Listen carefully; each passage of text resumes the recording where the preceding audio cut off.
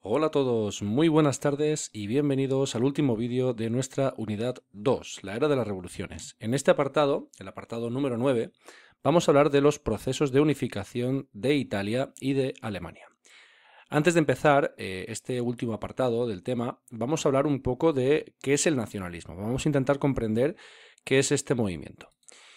Bueno, pues el nacionalismo no va a tener una ideología concreta, sino que va a ser un movimiento que va a perseguir la creación de una nación. Una nación se entiende por el reagrupamiento en un mismo territorio, en un mismo país, de una serie de personas que tienen elementos en común, como por ejemplo una misma lengua, unas tradiciones y una forma de vida, una historia que tienen todas esas personas en común, una voluntad de vivir juntos y una cultura. Bueno, pues a lo largo del siglo XIX y en paralelo a estas revoluciones que hemos visto en el apartado anterior, las revoluciones de 1820, 1830 y 1848, bueno, pues los movimientos nacionalistas van a ir aliándose en cada caso en función de sus intereses con una ideología u otra en base a eso, en base a perseguir ese objetivo, que es la creación de esa nación. Bueno, pues vamos a ver que en el continente europeo existen varios pueblos que se encuentran sometidos a una potencia más fuerte, ¿vale? Es el caso de los imperios, el imperio austrohúngaro, el imperio otomano.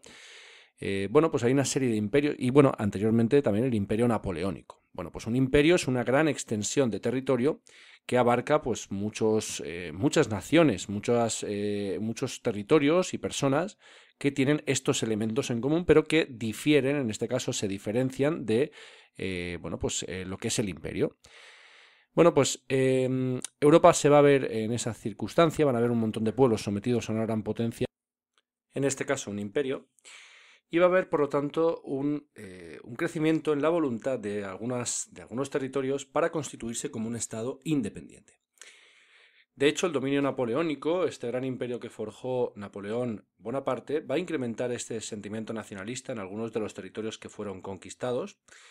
Y bueno, pues fue el caso también de territorios, el ejemplo pues, que vamos a encontrar va a ser, por ejemplo, Bélgica, Grecia, Polonia y Alemania, que tras las revoluciones liberales fueron acompañadas también de ciertas reivindicaciones de carácter nacionalista. ¿Vale?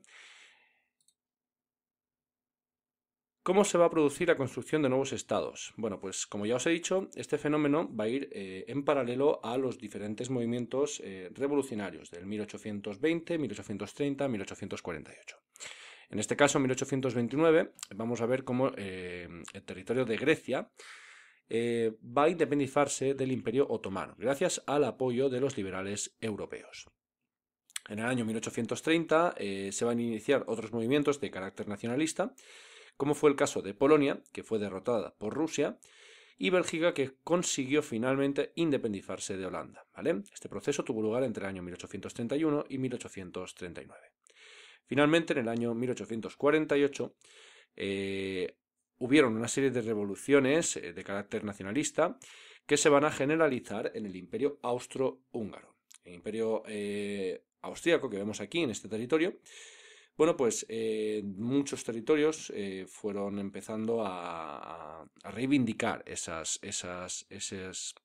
ideas nacionalistas, ¿vale? Tal y como podemos ver en este mapa, el Imperio Austrohúngaro, bueno, pues solamente la parte noroeste estaría configurada por la auténtica Austria, ¿vale? Y el resto de territorios, como podéis ver aquí, bueno, pues están formados por gente que hablaba ucraniano, el norte estaba habitado por polacos, en el sur tenemos a serbios, bueno, pues todo, como podemos ver, estos imperios estaban formados por muchos territorios con diferentes tradiciones, diferentes lenguas y por lo tanto que empiezan a reivindicar eh, salir de estas realidades imperiales. ¿Vale?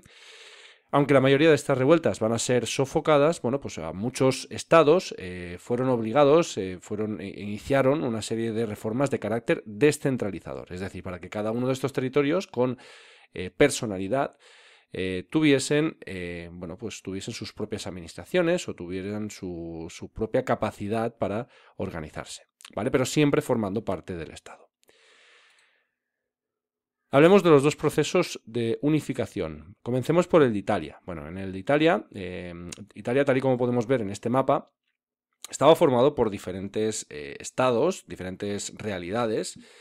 Y bueno, pues se va a iniciar un movimiento de carácter ideológico, en este caso, que va a ser llamado el Risorgimento.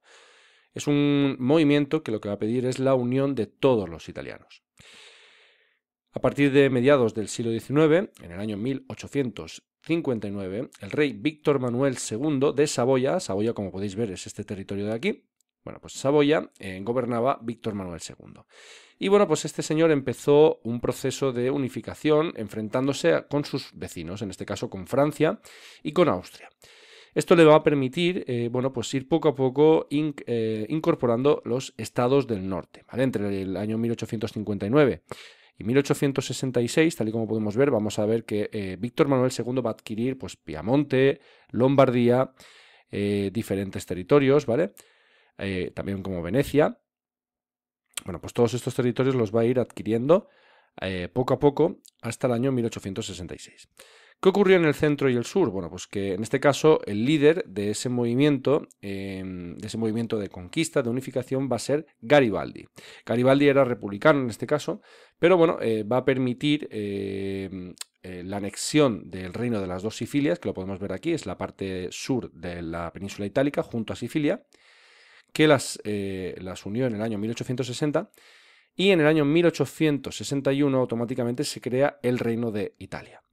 Finalmente, los últimos estados en incorporarse van a ser, bueno, en este caso, no los últimos, pero el estado, uno de los más importantes, puesto que es donde se va a ubicar la nueva capital, van a ser los estados pontificios. Estos estados van a ser incorporados en el año 1870, convirtiendo a Roma en la nueva capital. Y tal y como podemos ver aquí en este mapa, bueno, en las zonas verdes, aquí podemos ver que la zona de Istria, la zona del Tirol, van a ser unas ampliaciones que se van a desarrollar en el año 1920, ¿vale? Ya posteriormente. Pasamos a la unificación Alemania. Alemania era una nación también, al igual que Italia, de carácter multiestatal, estaba dividida en 39 estados, pero el más poderoso era Prusia, este que veis aquí, ¿vale? Antes de este proceso de unificación, Alemania, bueno, pues se encontraba de cierta manera unida por un pacto, por una unión aduanera de carácter comercial conocida como Zollverein. Esto fue creado en el año 1834 y, bueno, pues inició un proceso de unión económica, ¿vale? Puesto que lo que hacía era facilitar el comercio entre todos los territorios. En el año 1848 se va a intentar una primera unificación, pero, bueno, este movimiento revolucionario fracasaría finalmente, tal y como hemos visto en esos movimientos revolucionarios.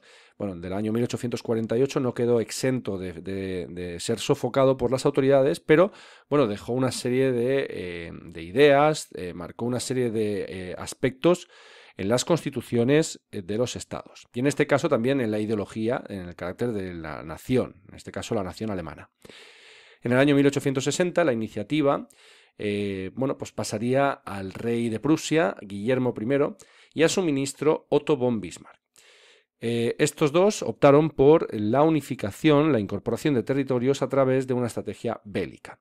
Y bueno, pues a partir de ese momento van a iniciar una serie de acciones bélicas, como por ejemplo en Dinamarca, la cual sería derrotada, en Austria, ¿de acuerdo?